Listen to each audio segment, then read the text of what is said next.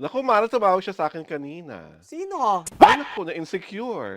Sa makinis mong likod. Ay, oh my At sa iyong God! binugang pangangatawan na talagang alam mo, saganang-sagana sa romansa. My Kaya God! ewan ko, sorry girl, wala kang magagawa. The backless queen is the backless queen. Aray ko, my She is the God! standard by which you wear the backless beautifully. Ito po si Alvin Ignacio, hindi na love. Kasama ko aking kumare Unso Maldita. Hi, this is Alex At ang Brosas. pag-uusap po namin, Emmy lang yung na-insecure. Kayo naman, baka naman mamaya, bash yung si kumare. Ang aming papag-uusapan mo ngayon ay si Kim Chu, na talaga namang hindi nawawala sa mga taong pinag-uusapan sa social media dahil parang lahat na lang ng ginagawa niya. May either happy reaction o violent reaction. Yeah. Mare, ikwento mo nga sa lahat, paano nga ba binabalahura ang imahe ngayon ng nakatanging si Kim Chu? Well, it all stemmed from yung opening spiel sa It's Mm, Showtime. yes, Because of the word deserve. deserve, Oo, di okay. ba? Some people, or most netizens, thought it was alluded to To the former president president. na, kasi the statement, the words deserve were uttered by Kimmy Oo. and Wong Von Navarro, Navarro oo. on the day the arrest happened. Tama ba ako? Parang The day or after the, after, oo. parang after, Ah, so, parang, so porke sinabi lang nila yung deserve, pero nung napanood ko naman, it's not in that context, right? yeah. At saka, she was just reading a script. Di ba? Mm. Parang, oh, I'm just reading a script. In-explain naman niya na ano. Mm-mm. Ngayon, there was this basher, a male one, na talagang binas-bash-bash-bash siya. Ngayon, Mm.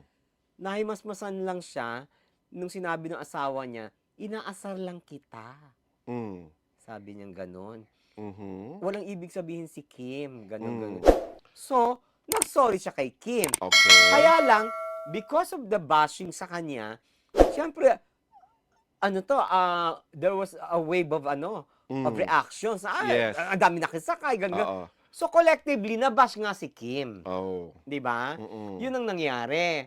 Mhm. Tapos, the bashing didn't stop there. Okay. Kasi 'di ba she is an endorser of a popular Bread, bakery. bakery, Oo. bake shop Bake brand. shop Oo. brand. Ngayon, yung kanyang parang tarpaulin, Mhm.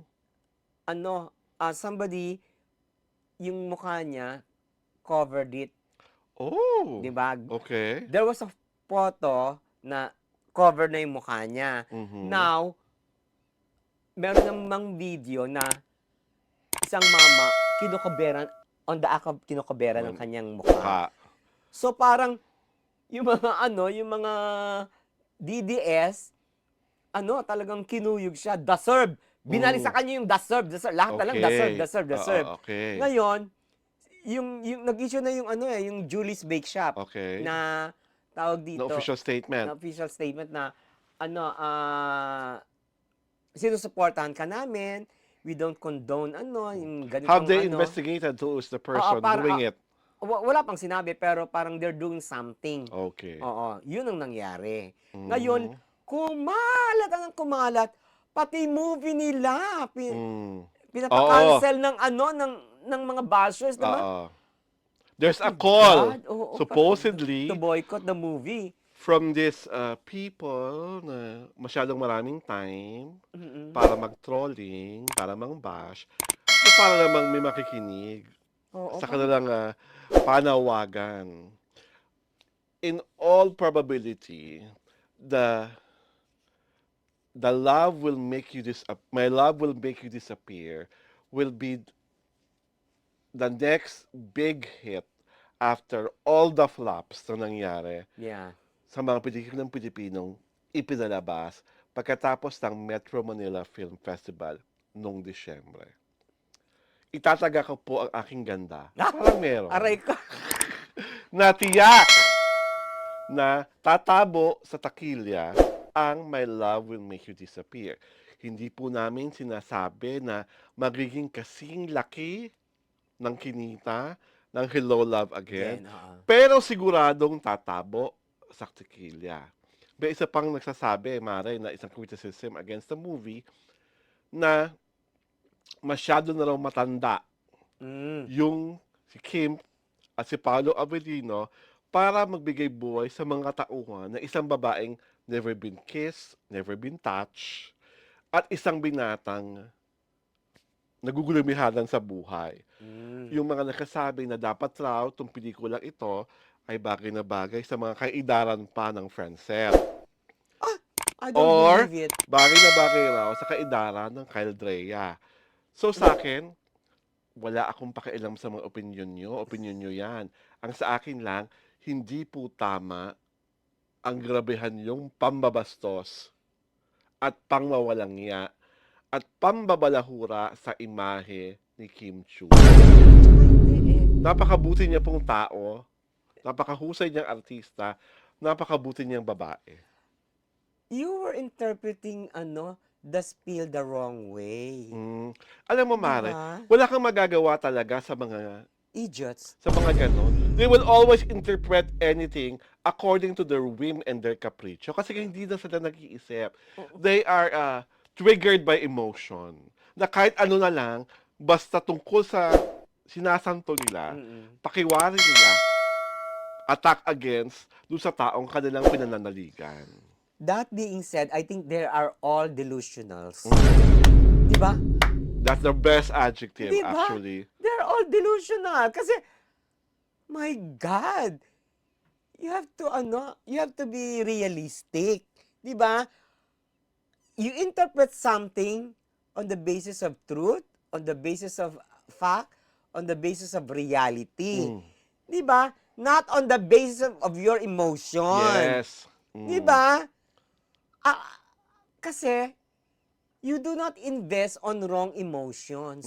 Kasi it will make you look like stupid. And you should Diba? never invest on the wrong people to idolize and Diba? to support and Kasi- to love. Kasi it only shows your upbringing.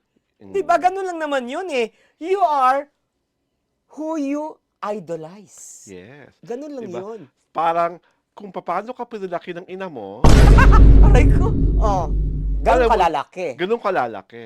Kaya kayo nagkaganyan. Dahil ang mga ina nyo Ay! ay, Ito todo na ba? Aray ko! ang mga ina nyo ay siglawak lang. Oh my God! I cannot say the word because it's so beneath my Kolayala orientation. Ay! Aray ko, dahil. Napigilan ko ang sarili ko. Kung nasabi ko kung ano ang mga ina nyo o kung bakit sila malawak at kung gano'n sila kasing lawak, Aray ko. May comparison ah. Ano yung ba comparison? My God! Di ba ano yon? ay! Basta malaking body of water.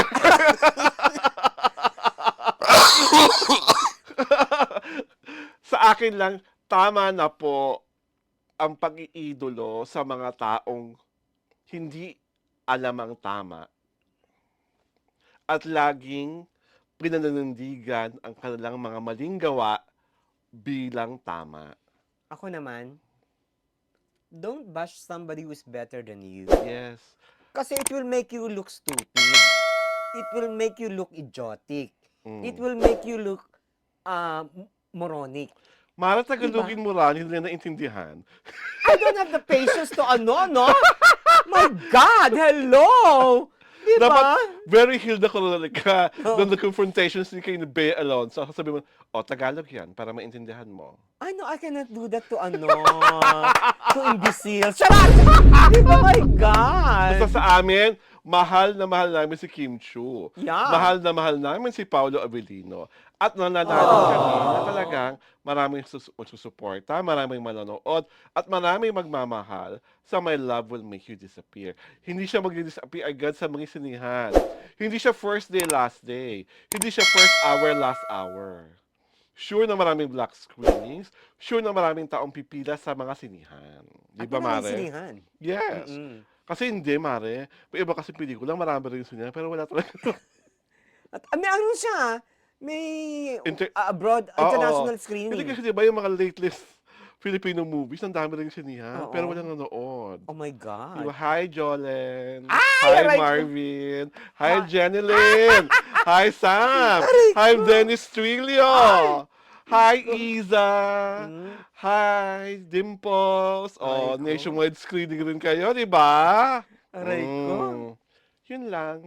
Ay, Ang tanging masasabi na lang po namin ay mag-subscribe kayo sa aming YouTube pagina, Kadyari Tirada. At syempre pa, sundan niyo kami sa aming Facebook page. Pinapalabas po at The Kitty Show tuwing Sabado at Linggo, alas 4 ng hapon. Ano pa nga ba? Tutok, nood, at mag-subscribe na para hindi kayo may iskupan. Tandaan niyo po, ito si Alawad Ignacio, the Diva That You Love. Kasama ko ang aking kumarang Utso Maldita. hi, this is Alex Ito Brosas. po The Kitty Show, ang taring na talaking showbiz edition where everything is blooming and blossoming. Hey, hey, hey.